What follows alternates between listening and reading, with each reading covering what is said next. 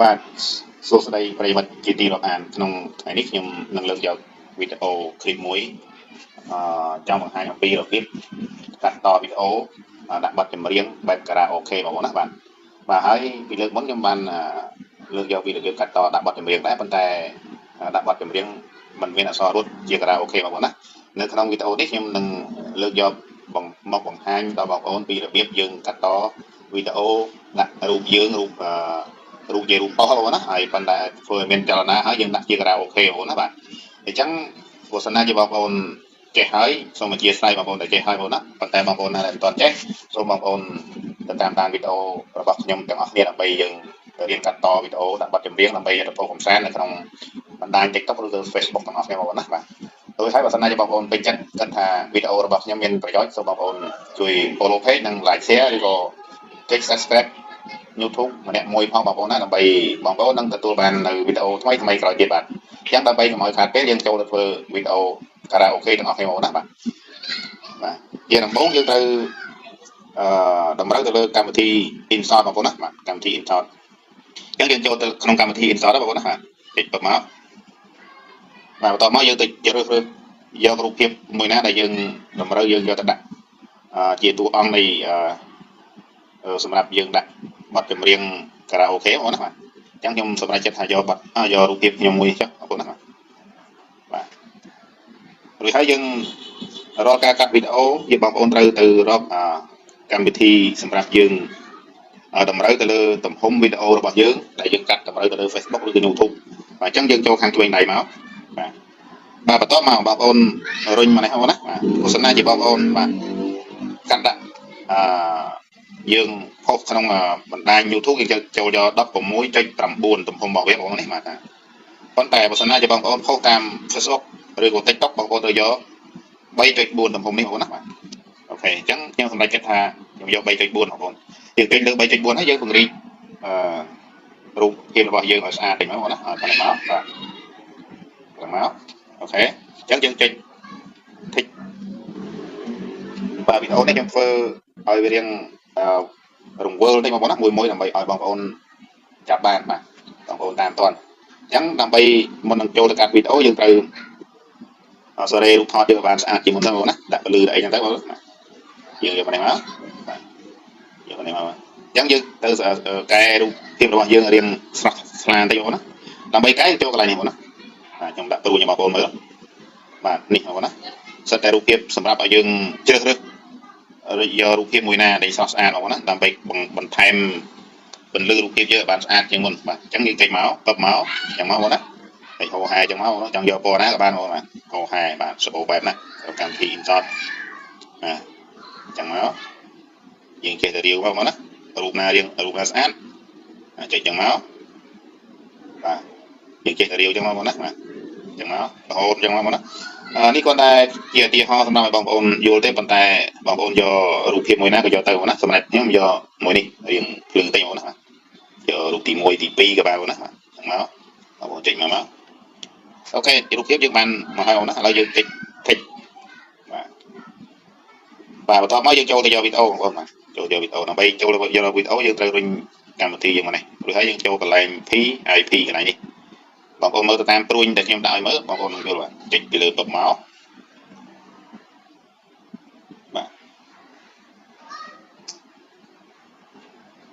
បាទចុចពីលើហ្នឹងមកបងណា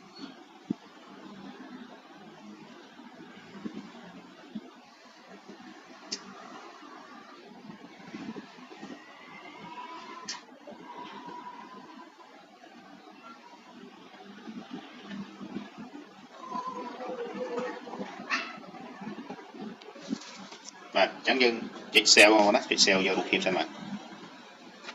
ចុចលើខាងលើបងប្អូនណា save មកយករូបភាពយើងសិនមកអូខេអញ្ចឹងយើងបានរូបដ៏ស្រស់ស្អាតមួយបងប្អូនណាអញ្ចឹងយើងថយអស់មកថយអស់មកបងប្អូនណាអញ្ចឹងយើងចូលទៅកាត់វីដេអូទាំងអស់គ្នាម្ដងទៀតបងប្អូនចុចខាងនេះបងប្អូនណាទីកន្លែងវីដេអូបាទចុចកឹបមករួចហើយ new widget តោះមកយើងចូលទៅយករូបភាពដែលយើងបានកាត់អំបញ្ញមិញបងប្អូនទៅចូលកន្លែងរូបប៉ុស្តិ៍នេះបងប្អូនណាតោះមកយើងចុចកន្លែងនេះបាទរួចហើយចុច tick បាទអញ្ចឹងយើងទៅ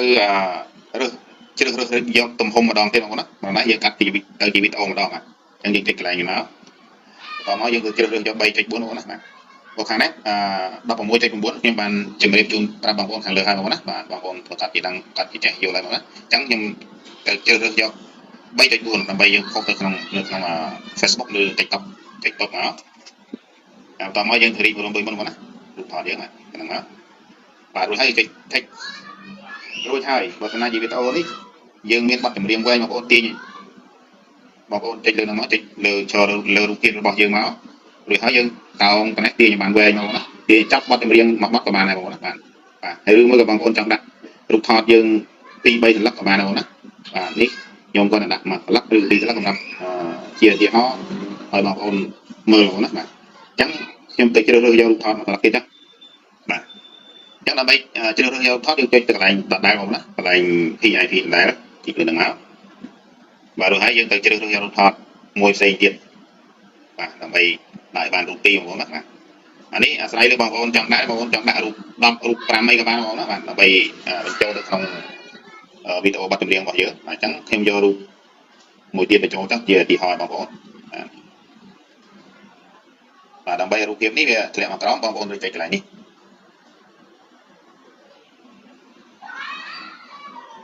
បាទចុចកន្លែងនេះវាធ្លាក់មកក្រោមបងប្អូនណាបាទអញ្ចឹងមករួចហើយយើងត្រូវពង្រីកទំហំដូចមុនមកបងបាទចុចលើរូបថតមកបាទរួចហើយយើងពង្រីកមកណាពង្រីកទំហំឲ្យដូចមុនណាបងបាទនេះមកអូខេបាទហ្នឹងមករួចហើយយើងទាញមកនេះដើម្បីយើងជ្រើសរើសយកទំហំរបស់វាបាទទំហំស្តង់ដារណាបាទត្រូវអញ្ចឹងយើងរីកបន្តិចទៀតមករួចហើយចុច text បន្តមកយើងទាញ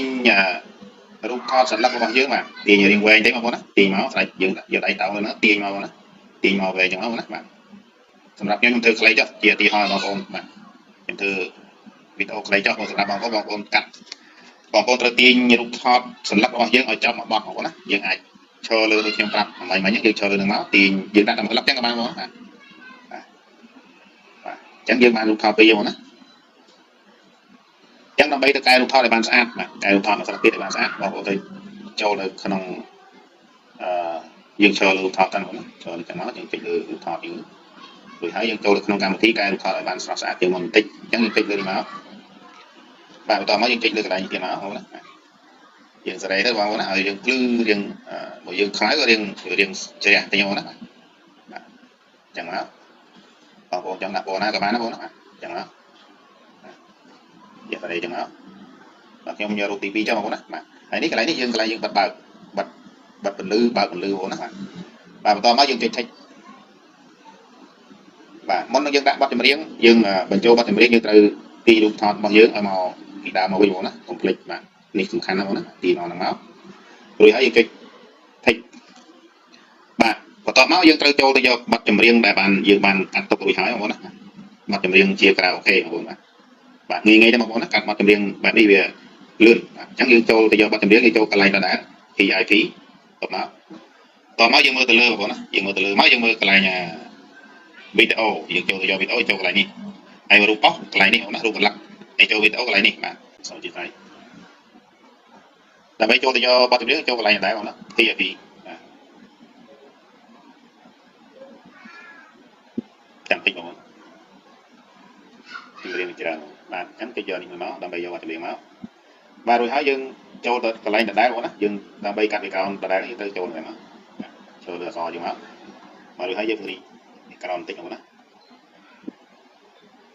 បាទយើងទាញមកចេញមកដើម្បីកាត់ background ពណ៌ខៀវបៃតងយើងត្រូវធ្វើដូចមិញបងបាទទាញយកមកទាញយឺសេរីមកណាឬហើយចុចទៅលើរូបមនុស្សបាទយើងចំណាំថារូបមនុស្សមកចុចពុកមកបាទបន្តមកយើងត្រូវចុចកន្លែងដដែលបងណាខាងស្នាមដៃបាទឬហើយយើងយកដៃយើងទាញចឹងមកបងណាទាញមកតិចមកយើងដើម្បីកាត់ background ឬហើយចុច text បន្តមកយើងចុច text ទៀតបងណាឥឡូវយើង play មើល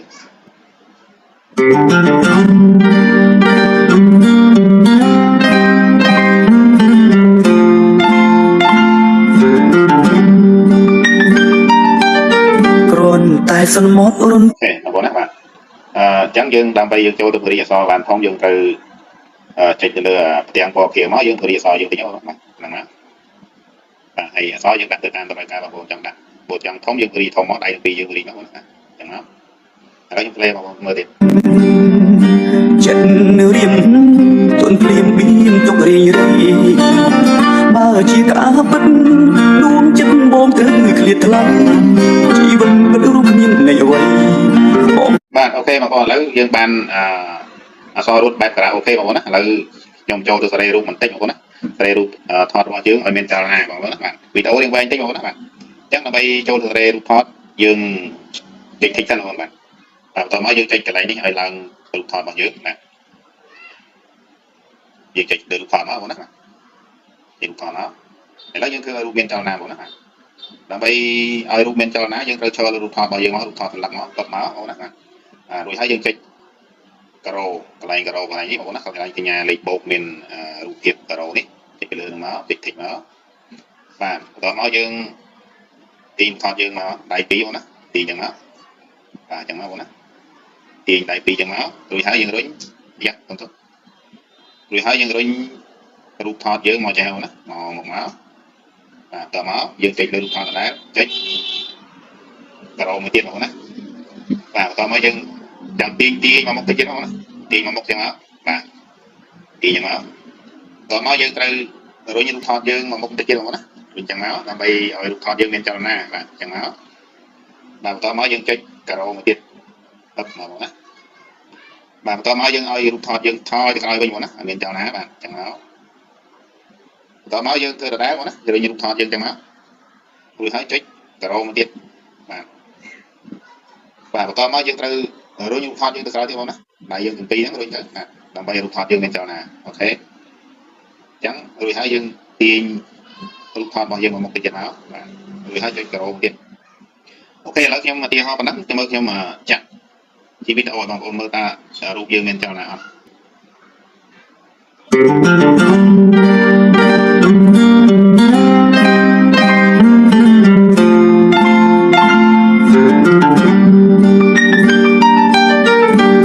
តែសន្មត់រំភួតបៀនចិត្តរៀមទន់ភ្លាមបៀនទុករីរីបើជាការពិតដួងចិត្តបងទៅឃ្លាតថ្លៃជីវិតពិតរូបគ្មាននៃអ្វីបងពិតនឹងខ្សែមិនខាតអូខេបងប្អូនបាទវីដេអូនេះខ្ញុំបង្ហាញខ្លីទេបងប្អូនណាបាទប៉ុន្តែបងប្អូនចាប់បានបងប្អូននឹងចេះធ្វើដូចខ្ញុំដែរបាទប៉ុន្តែបើសិនជាយើងធ្វើតទៅចប់វីដេអូនេះចាំបាត់ចម្រៀងវាវែងពេកអញ្ចឹងបងប្អូនបាទវីដេអូវែងអញ្ចឹងបងប្អូនពិបាកនឹងតាមដានអញ្ចឹងខ្ញុំគ្រាន់តែលើកយកសង្ខេបខ្លីនៅក្បាលវីដេអូធ្វើឲ្យបងប្អូនយល់បងប្អូនណាបាទធ្វើខ្លីប៉ុណ្ណឹងឲ្យបងប្អូនយល់បាទខ្ញុំសង្ឃឹមថាបងប្អូននឹងយល់ហើយចេះធ្វើដូចខ្ញុំដែរបងប្អូនណាបាទដើម្បីយើងកាត់វីដេអូបទចម្រៀងដាក់ក្រៅអូខេកំសាន្តយើងផុសទៅតាម Facebook ឬ TikTok បងប្អូនណាបាទអញ្ចឹងបងប្អូនកុំភ្លេចបើសិនជាបងប្អូនបានទស្សនាឬចូលមើលតាមដានវីដេអូរបស់ខ្ញុំបានហើយសូមបងប្អូនជួយ follow page ឬក៏ចុច like share ចុច subscribe YouTube ម្នាក់មួយផងដើម្បីបងប្អូននឹងទទួលបានវីដេអូថ្មីក្រោយទៀតបាទអញ្ចឹងវីដេអូនេះវាត្រូវបញ្ចប់តែនឹងតែមុននឹងបញ្ចប់បងប្អូនចូលទៅ share ខាងលើបងណា share បទចម្រៀងរបស់យើងបាទគ្រាន់តែ share បទចម្រៀងរបស់យើងចុចខាងលើបងណា share យកមកទុកប្រើប្រាស់យើងផុសទៅតាមបណ្ដាញបងណាចុចខាងលើមកទុកមក